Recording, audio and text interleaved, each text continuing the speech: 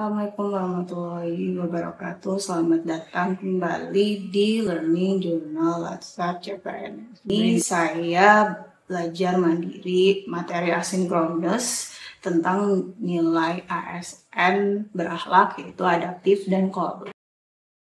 Dimulai dengan mengikuti apel pagi. Jadi pada apel tersebut diumumkan pembukaan proposal, yaitu riset dan inovasi menuju Indonesia maju. Kemudian dilanjutkan dengan membuat tugas kelompok berupa video deklarasi ASN BRIN berakhlak. Selanjutnya saya juga mengikuti webinar BRIN Talk to Scientist mengenai pajak karbon menuju era inovasi hijau. Jadi pada webinar ini dijelaskan mengenai pajak baru, yaitu pajak karbon atau carbon tax. Jadi pajak karbon ini adalah suatu pajak yang dikenakan pada sektor atau pelaku industri yang mengeluarkan emisi karbon sebagai dampak negatif bagi lingkungan. Nah, pajak ini baru dikenakan di Indonesia pada tanggal 1 Juli 2022.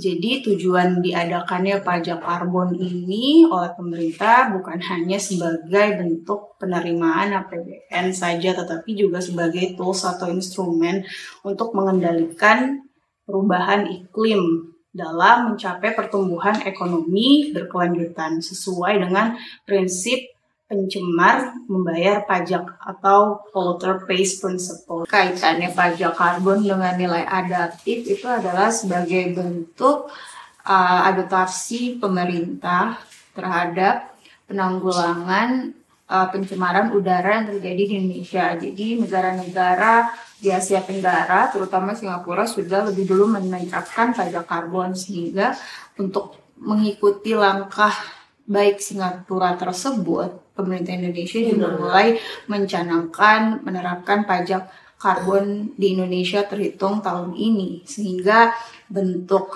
pencemaran udara yang diakibatkan dari industri-industri di Indonesia, terutama dari pembangkit listrik, tenaga uap atau batu bara, akan bisa diminimalisir dampaknya oleh lingkungan.